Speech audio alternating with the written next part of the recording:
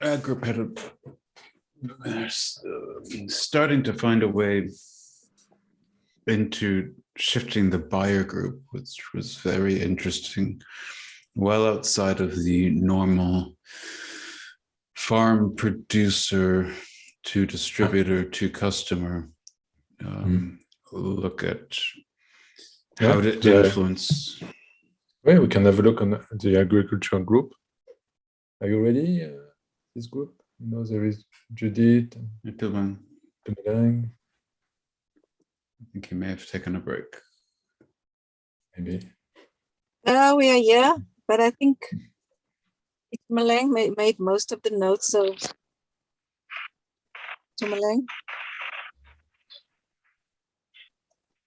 Hi, sorry, I just went to get some water. I was out.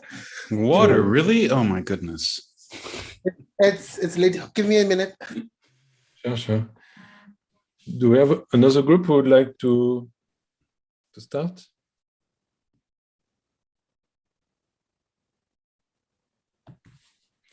My phone is blowing up right now with all of these warnings about coming from South Africa. I don't know if anybody else is this. Yeah, it's. They'll close the border soon, I think. Yeah, and France, with Europe, with France, it's now closed. So you're patient zero in France, I guess, Alban.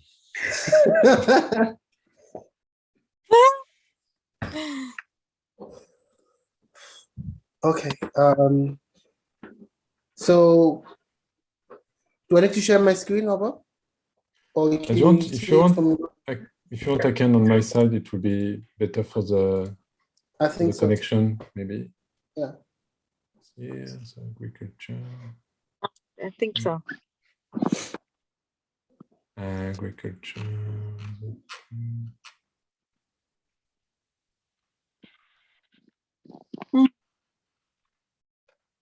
Yeah.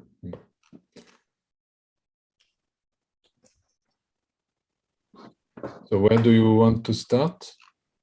We'll start with just the next step, the identification. Identification. That's where we started. So since our last conversation, we're thinking about what is the service that we're providing and who our non-customers were.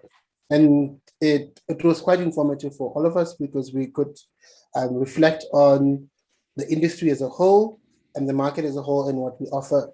And what thing that became very clear is that the two inner circles, our current customers and those that might know the product and may not exist, may not want to convert, was difficult for us to fill because it's a new product that's been launching, so there isn't something like this in the market. So we use this opportunity to identify our non-customers in the blue, and the easiest one we said we identified golf courses where we have these vast lands of land and their management systems. We said nurseries, manicured gardens in hotels and conference centers, landscapers and horticulturists, indoor gardens at the airport or in malls, community parks and botanical gardens, and also the big commercial service providers like Mondi and Sapi, the ones that provide the furniture that we use, the wood that we use to build furniture or for paper as well. So we identified that these were potential customers of our product that are already using our competitors' services to achieve growth and to get the yield that they need. So we identified that these were the basis of customers that non-user customers that we could identify, and the interaction with the current service provider could be our point of departure. For instance, if we know that, for instance, with golf courses, they already have a supplier for fertilizer and biofertilizer, for fertilizer. So what we could offer is look into how that interaction with the current service provider and see how our service could be different from it. So what other value-added services are we adding to it? But one thing that became very clear is that when we're looking at our non-customer base, we realized that there's sort of two main clusters. One is the business-to-business transaction that would happen, for instance, between our business and another service provider, like these commercial service providers like Mondi or Sapi. And the other would be like personal use. And so the rest of the exercise was built on understanding that our non-customers come from two sort of separate bases. One is the commercial space and one is the personal space. And if you scroll down to I think we just went to number 6, Oba. Yeah. So when we try to incorporate these two classes of non-customers into the 6 paths. So the first question was, how can we create an unraveled value for the customer? But we had a bit of an issue with this one actually, because we had to identify what are the major trends in the industry and in the market. And we saw that there were two main trends. One is, as a society as a whole, there is this growing awareness in the market by the personal customer to eat healthy, to eat local food, to eat foods that were organic. So there is that industrial move. And also from the commercial aspect, we see that a lot of the farmers, there is an added benefit for them to switch to organic farming, to switch using biofertilizers, because it creates an increased product for them that they could sell at a much higher value point compared to using conventional method. So we said there's sort of these two methods, and then what we would be able to offer, the values that we would add, we provide this sort of farm-to-table biomonitor system where it's not only just providing the fertilizer to the farmer or to the home user, but we're able to also add the service, say that we can tell you, what's really happening in the soil by doing this biomonitoring constantly. So when we provide a service to our customer, it's much more tailored to what is happening to their needs in terms of the crops and the soil. And there's also this increased awareness in environmental safety and biosafety. And that sort of comes in also later on when we looked at the other aspects of the 6 paths. And then the next one was, what are the alternative industries and why do my non-customers choose these alternative solutions? So, because in our instance, we found that there is no alternative industry. It's either you use a fertilizer or you don't. And when we're looking back in on our graph, we realized that, well, actually there is an alternative where farmers can use their own solution. That is by, either using manure from animals that are already on the farm and using that as an alternative to biofertilizers. So we find that answering the question, why do our customers use the current method, is that, well, for business customers, it's easy to use. It's something that they're already comfortable in using, and it's something that's already integrated into the management system and the landscaping issues, because then there's no new technology that has been evolved or developed for them to learn, and it's something easy for them to use. And we said for the farmer, those that are using manure, it's free because it's already on the land. So that could be one of the reasons that they're not choosing to use they're choosing to use this alternative method.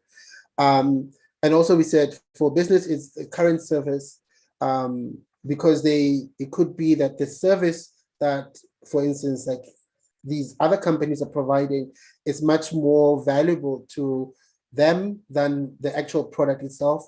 Maybe they deliver the product, they supply it and they apply the product. For instance, if we give an example of like golf courses, if company A is providing these harmful pesticide and fertilizers, they could come onto the greens and just apply, and then the customer itself, they don't need to do any work. So that could be the reason why they're choosing to still use these other alternative methods.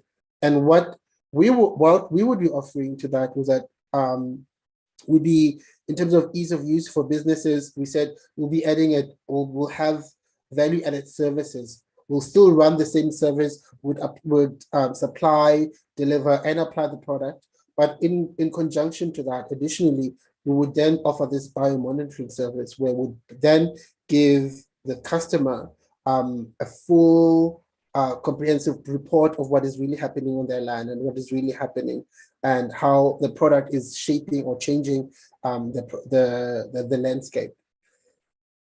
I don't know what happened. Okay. Any update? And okay. Yeah, strategic groups. You made a lot.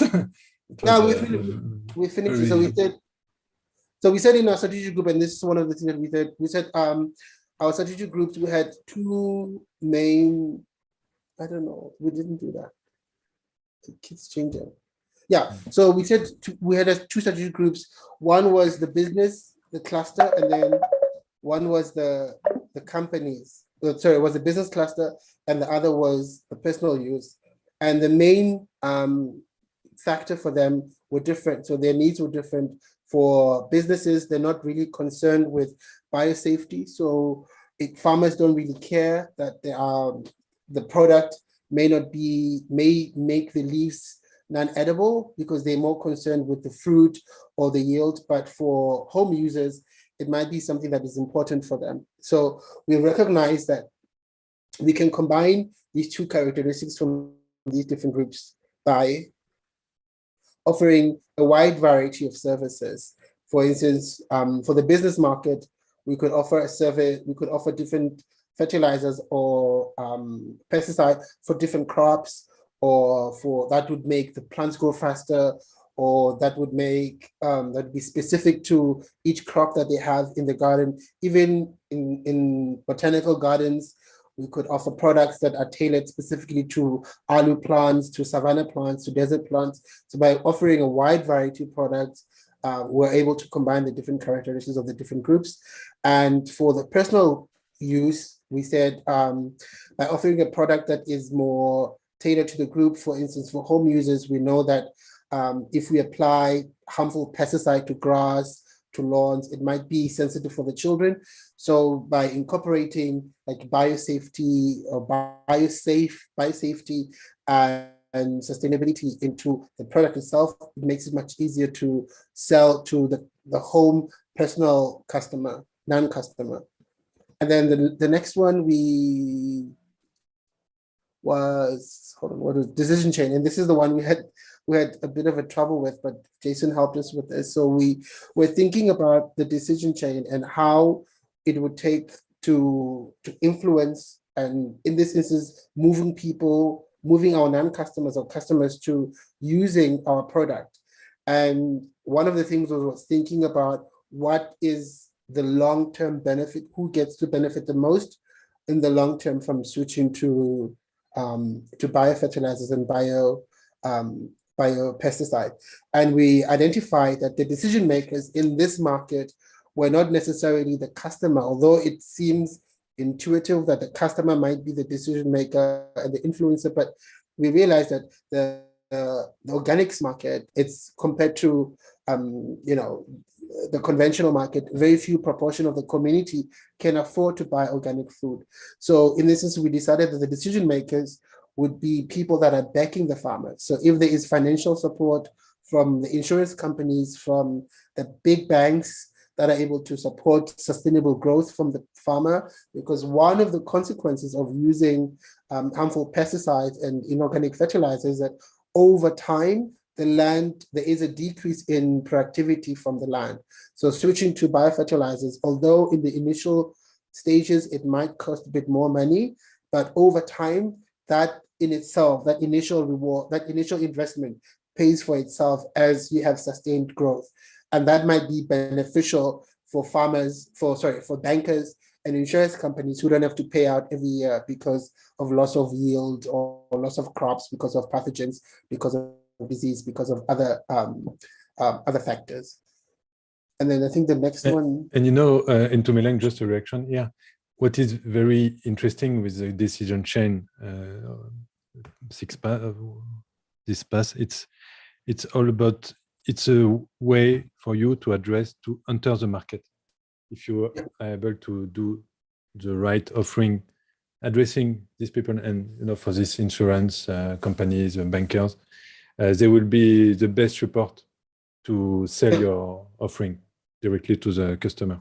It's and it's a very interesting way, because most of the competitors, they don't think about that. They are directly going to the customer. The farmers, exactly. And then complementary products and services. So we said, I think it's just sort of becoming a bit repetitive. So we said, compared to our competitors, we're not just offering a solution where we just add fertilizers and pesticide and we walk away. We also do this biomonitoring, where we're able to track the process of or how things are changing in the soil and in the plant, and then we're able to give that information back to the farmer and incorporating it into our in-house, data management software and system, where we're able to make predictions about how, the future spread of disease or pathogens within their land, and we're able to offer much more comprehensive report and assistance and tailored solution to the farmer, and that's sort of what we discussed there. And then I think the last one is the emotional and functional appeal. So we said, thinking about the two main classes of our customers, the business and the personal, from the functional, we realized that for businesses, for them, it's the service is more functional, because all they care about is, will the plants grow faster? Will they be protected from pathogens? And we said, from a personal perspective, it becomes a bit more emotional, where maybe parents might be more concerned that the food that the kids are eating does not have harmful chemicals. So there is an emotional appeal to switch to biofertilizers and bio pesticides, because then it sort of mitigates the health consequences of eating these harmful chemicals. And we said, how can we make our offering more functional or more emotional? We said more functional if we cater to the needs. That is, if we tailor the solutions for each crop. So for instance, instead of saying that, this is the one bottle that will save your land, we would make it clear to the farmer that, or to the customer, that this is what you need for this plant. This is what you need for this crop. And it also diversifies the services and products that we as a company can offer. And we said, how do we make it more emotional? We can highlight the health benefits of switching or not using harmful pesticide. You won't get cancer if you use this product, or you won't get asthma, you won't get skin rashes, because your child is ingesting these harmful chemicals. So we sort of wrapped it up. I think that was the last one. The last one. Yeah, sure. It's very good. I think, as you, it's a first start to fill in all this, and you can have maybe 10, 20 lines of 6-pass description like this for each of the 6 pass. And of course, the exploration, when you will be conducting interviews with the non-customers, it will bring you new understandings and new descriptions of the 6-pass. And of these 6-pass, when they are described, it's when you mix them with understanding of the key needs of the non-customers, you are ready to have very good ideas. And this is the last, this 7-step ideation. Okay, so do we have some? So congrats, it's very big work, good and very quality. Do we have some reactions or questions from the other participants? I see Lanan opening. Want to react? Maybe on the non-customers, if you think about more non-customers to share with the group. Yeah, Gemeling say good job on the chat. And an upload. Maybe, do you see maybe some non-customers in the anti or to be to complete here this list? So I think that's one of the things that we struggled with, because, and when we were talking to George, we were saying, and he advised us to think about, because the market doesn't exist yet, so it's hard to say who are these customers that don't want the product, because there isn't a product yet. There are. For instance, the anti you have it's more a European way, a European point of view. So that's maybe, but it can help. I don't know. It's you know, in Europe you have a lot of reactions to the bio, or what is bio products and everything. Okay, we want back to junk food and everything. We want to be back to these old times where all was so fat and so bad. There is a movement, and certainly there are some farmers who, you know, they are the traditional one. They don't care about these new things, this fashion, these trends. They want to just to continue like they were doing from years. And I think that's one of the reasons, like we put farmers. There are some farmers that, for instance, like you know, because but you should be more precise. Yeah, the profile it should be a profiling. You know, it should be a profiling. It's not. It has to be clear for you and all the group and anybody watching here. So because you will need this list to have your interviews ready. So you need to know exactly who you will be targeting for your interview. So farmers, it's too wide, I think. You need to say, okay, maybe traditional farmers who use only old techniques, or you see, something like that. And maybe what you could be more precise, I think, on your globally here. Okay, be more specific. Okay. More detailed. You have you can write. You see, all this space is empty. You can use it. Because it will be very useful for the next step, the exploration step. To have your targets for interviews. Okay. Thanks a lot to the group agriculture. Thank you, into Meleng. Who want to share his work, this non-customer list profile? DUT with Lana Ann, for instance.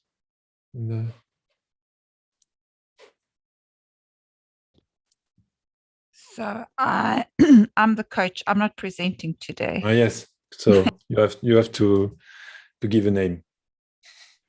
Is Diva still there? Diva, are you going to present? I'm not saying Diva. She must be shed loading. Yeah, it seems we have lost many people. No, you know what? That's what they do. They run away when it's time to present. Exactly. It's Friday afternoon. Let's get out of here. So, do you see someone from the group, Lana Ann? Someone is sharing. Okay. It's Lana. It's you. Yeah. I'll just go through what we did today. So I'm just going to backtrack a little bit, and I hope it's not going to be too redundant. So sorry, this is just one thing that has to. So we had to relook at things. So what the product actually is, it's fashion made with recycled materials.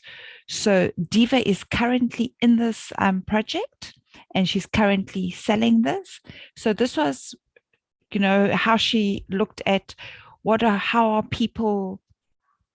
the alternatives in her market. And we looked at the strategy canvas by looking at other fashion designers, thrifting shops, and retailers. And we compared them on the basis of price, online availability, the design of the fabrics, employability, accessibility, the uniqueness of it, the range, payment options, environmental awareness, and the latest fashion. And so you can just see from the graph here of where the business is currently playing on these different elements of comparison. And then from that, we could really look at who are the customers and who are the non-customers. So considering that the products, the fashion is now a product, an end product made of recycled fabrics. So when this product was originally launched, it was launched with students in mind.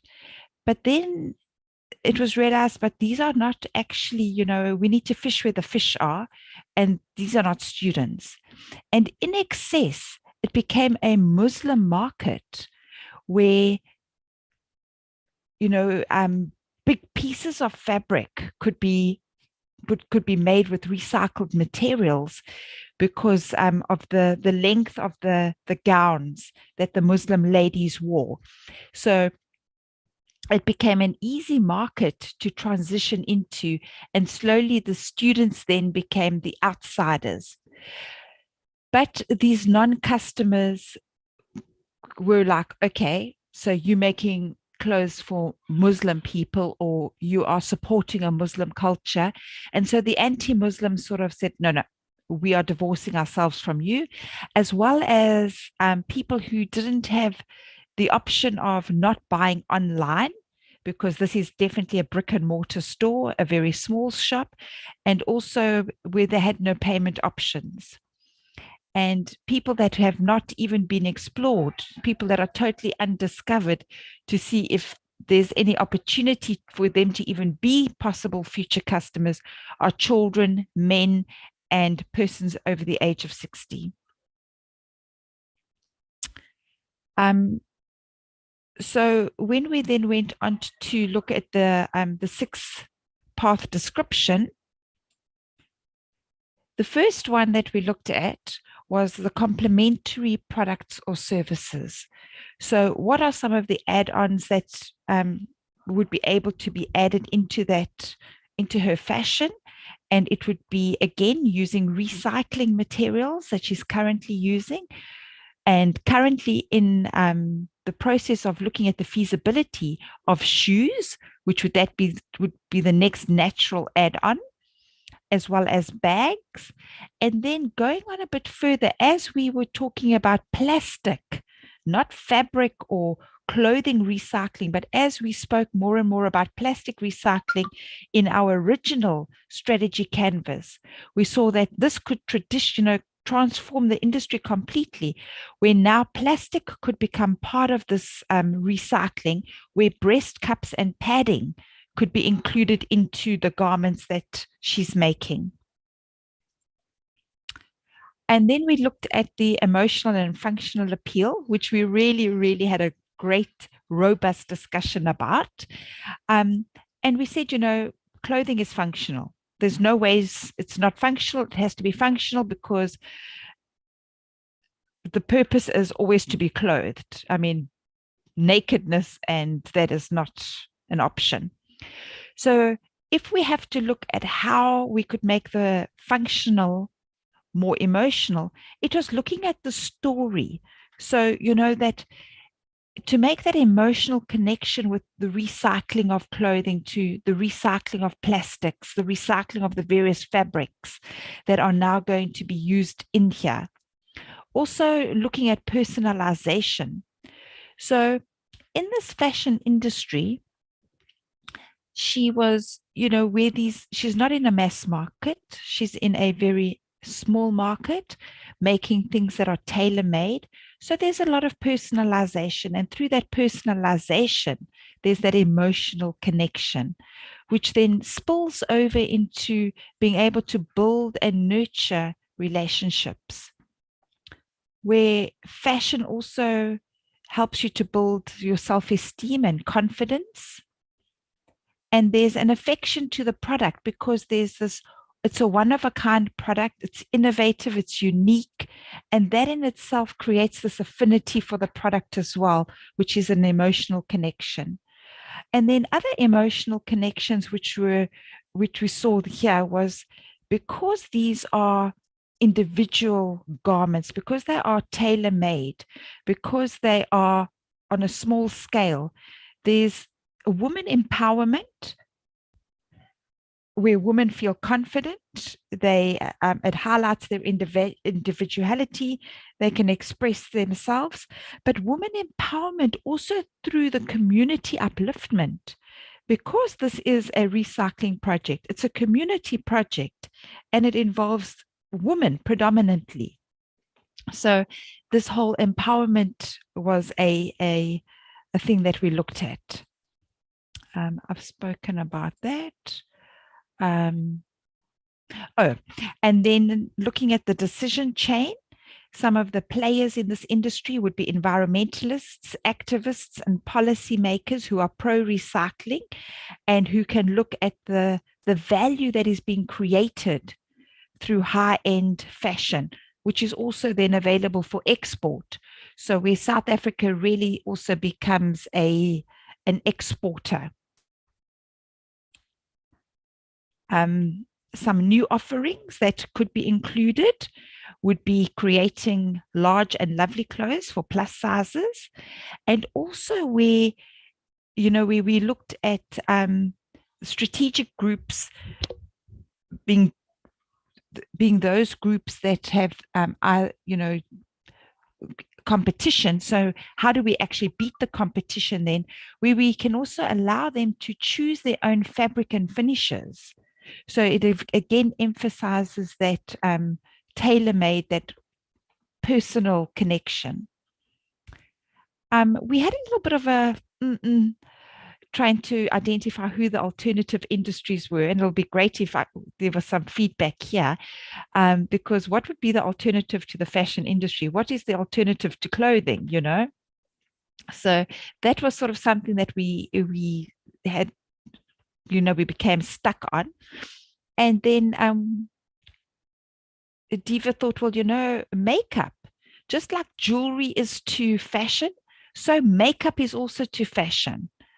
And maybe the competitive industry here is the makeup industry. So what offering could we actually propose that would be equivalent to makeup? So we looked at what is makeup, and makeup is, where you're supposed to look flawless and you're supposed to look perfect and uncreased. So perhaps an offering that she could relate to would be to have non-crease clothing, a non-crease range of clothing at least. And then how to become unraveled. And we looked at the various things here, creating high quality with unique styles and silhouettes and fabric, latest fashion that boosts confidence and a pride of ownership, because this whole thing was about perception value. A trusted brand that will build customer relationships and in turn drive revenue growth. Also being environmentally friendly and innovative, and turning to technology for cues on improvement through customer feedback to discover how to translate the functional more into an emotional value as well. And I think that was it. Cool. One thing that came to mind is you spoke about two things. One is longevity, which fights against the fast fashion of Zara, H&M, etc. Another one was sense of place, and this is something that brands in Kenya have been very good at doing. Is it comes from here, and it is from here, and it will always be here, which is very important. But if you look at like a brand like Hermes, they started making products for horses. You don't think about that now, but they make things that last, because a horse is very difficult on things. And with recycled plastic, it is things that last. Now you can change the line, you can change many things to continue the consumer feedback loops, but there's something there. We've put these plastics into the world somewhat against our will. We just take them for granted, but they're here and they need to be reused. And I think there's you have a very good functional and emotional cell here.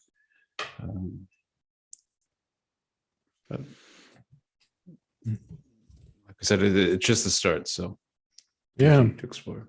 On the emotional, I think you forgot about that this market is very, very emotional because it's based on the image.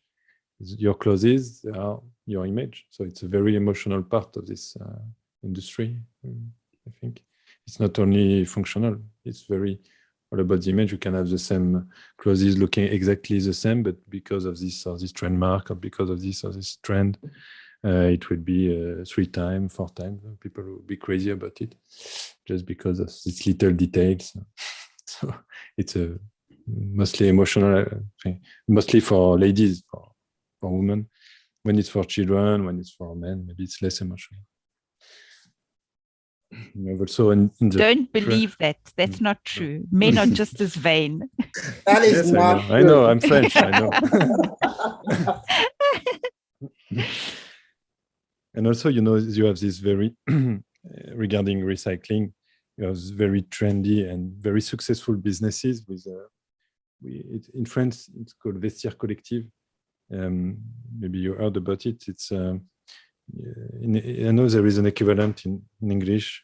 I don't remember the name. It's you share your laundry, you share your clothes. You can sell them as on second hand.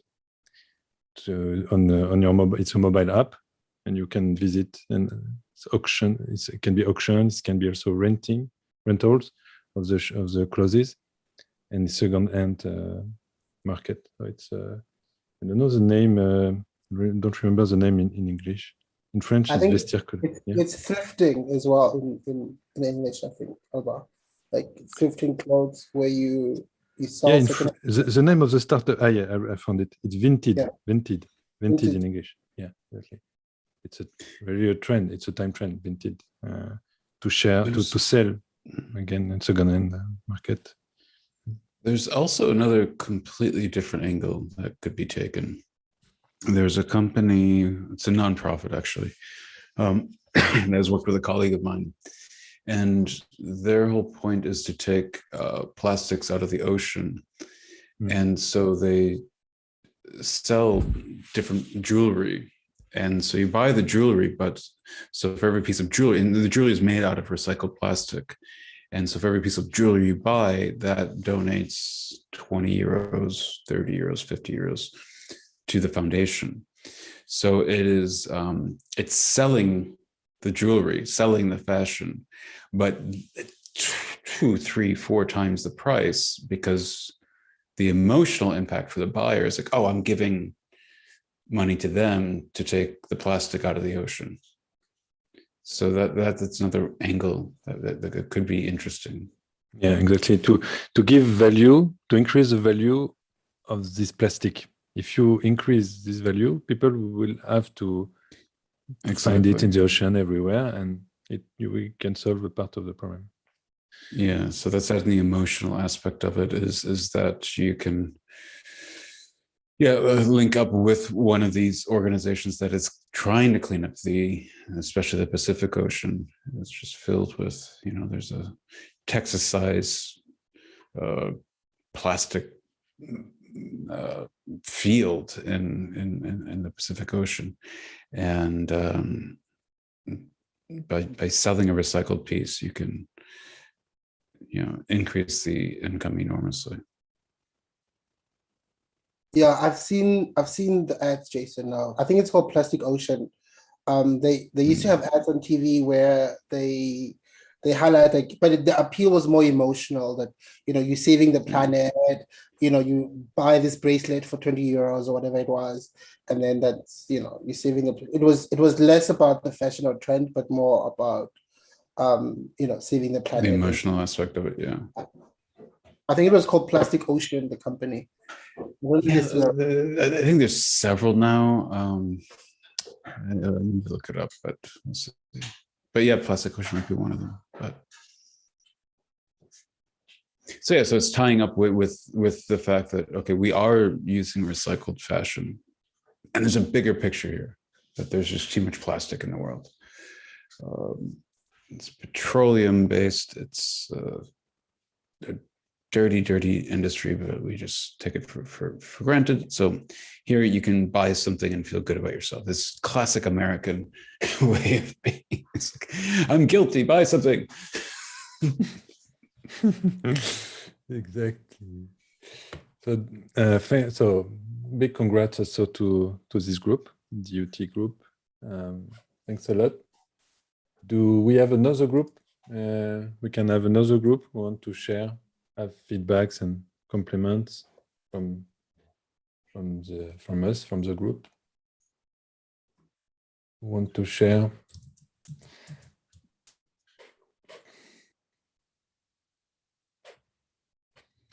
I see, maybe, I don't know. We had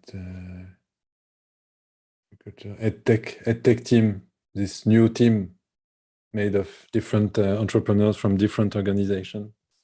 EdTech team, Loyanda, Patrick, Vinny. Are you ready to show us your non-customer?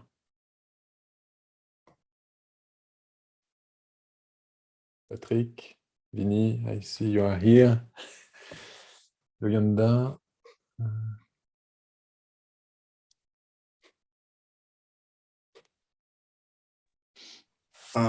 I think majority of the guys have gone away, so But I'm you not sure. are here. But you are here. You okay to show us what you found as non-customers? If you want, I can share my screen. So, EdTech. Yeah. So it's about education, perimeter education services. No, there is no. No, you were not thinking about the non-customers? Or? Yeah. I see it's empty. So.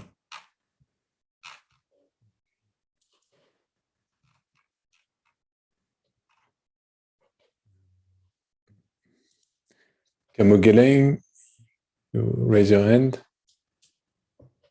Yeah, I can go. Yes, okay. Do you want me to share my screen? Yes, please. Yeah, sure. So which... I was alone in the team, so I kind of do need some input because I wasn't sure if I was doing the right thing. It's Eco Bicycles. Yeah, sure, Eco Bicycle.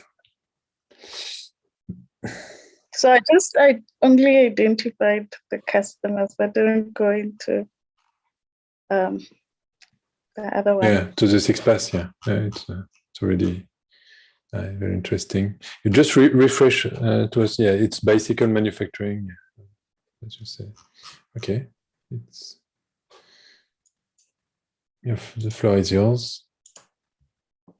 Okay, so because it's manufacturing, our customers would be businesses that sell bicycles and rent out bicycles and use bicycles as their main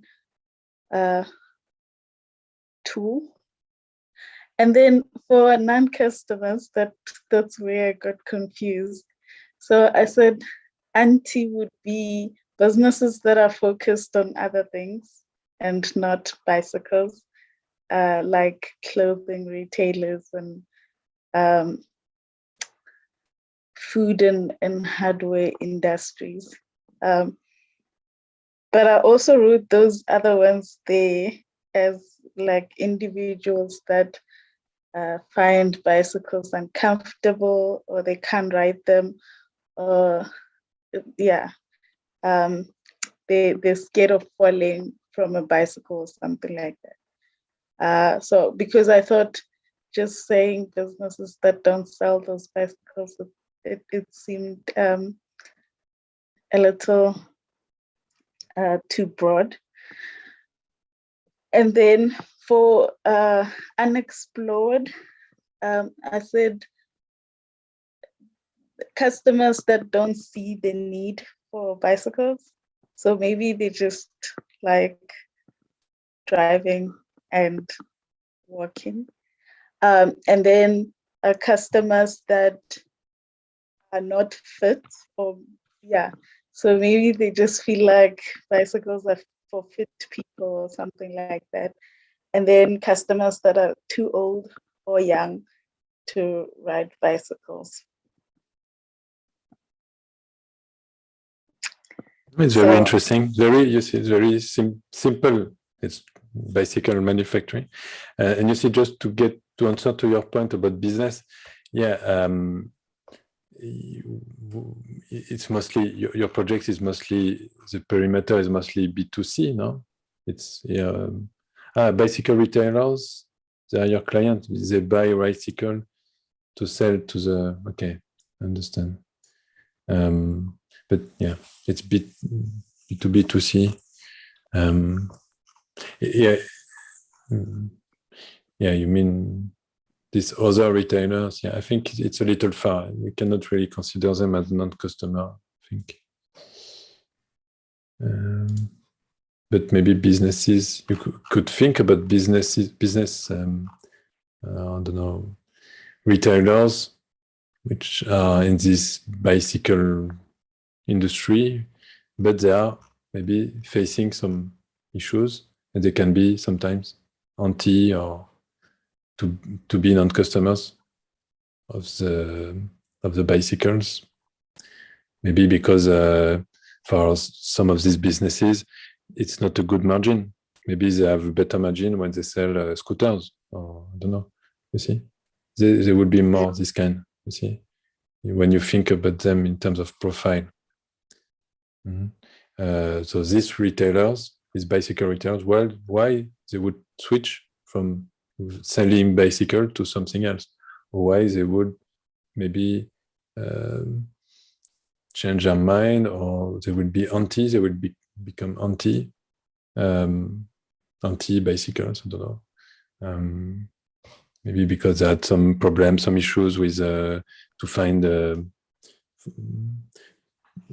pieces of bicycles to change, to repair. You see, it can be things like that. Maybe some reactions from the group. Jason, also want to react? Hi to Melang. I was asking, wouldn't the if I understood correctly, like what the non-customer, like the blue, that would be, wouldn't the e-bike also fall into that category of non-customers who don't use the service, but there is something to learn from what they're providing, if I understood correctly? The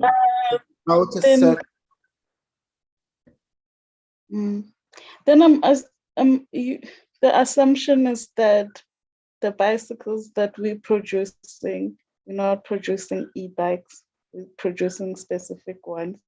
I mean, that will be a type of, well, customers that use a type of bicycle.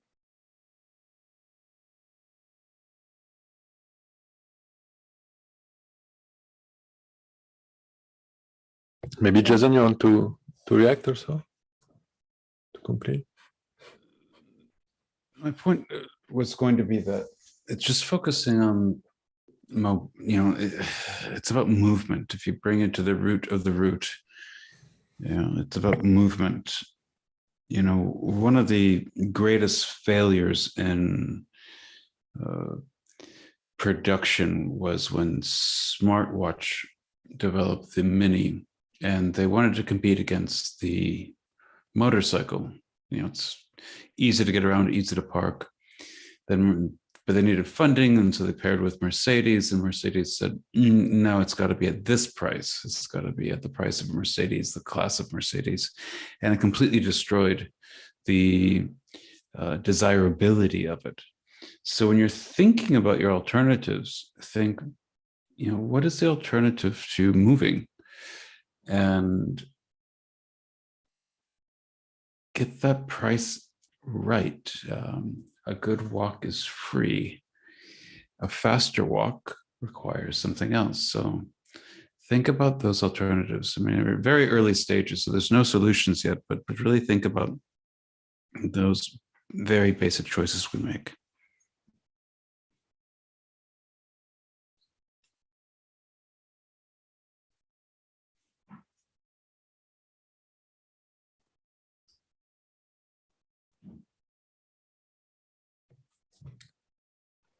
Yeah. Good for you. It gives you some ideas for the alternatives. Yeah, and the 6-pass, create the 6-pass. Yeah, I didn't do that part. Yeah, sure. So I think we are not a lot anymore here. I think we add all the group here. Was shared. It seems that we have seen all the presentations from the groups who are here now. You are only 10 persons now, so I guess there is some load shedding happening now. So we'll share here about the next step. So for the next time here, we will be meeting all together for the main session on the 2nd of December. It will give you some time to finalize your non-customer list. As we said, it's very important to have a very precise list, because this list, you will use it. You will use it to conduct your interviews. So you need to be very clear here. The next step is, you can see exploration. You need to be very clear about who you will have to meet, to interview. And the more precise you are, the best it is. So you need sometimes to clarify, to give details about this profile of non-customers. Can be very useful. And also you can continue or finalize the list here of the description of your 6-pass. Yeah, we gave many examples. You see how it works with the examples from the agriculture project. So I think it's clear, and we'll continue at the next session, the 2nd of December. We'll continue this description of the 6-pass. So we meet on the 2nd of December. So do you have some reaction and question before we wish you a good weekend? Cool. Great work. We will see you on the 2nd. And have a good weekend. No question, you. it's good? Yeah, Thank okay. you. Thanks, Weekend as everyone. well. See you next Bye, week. everyone. Yes. Bye. Take Bye. care. Bye.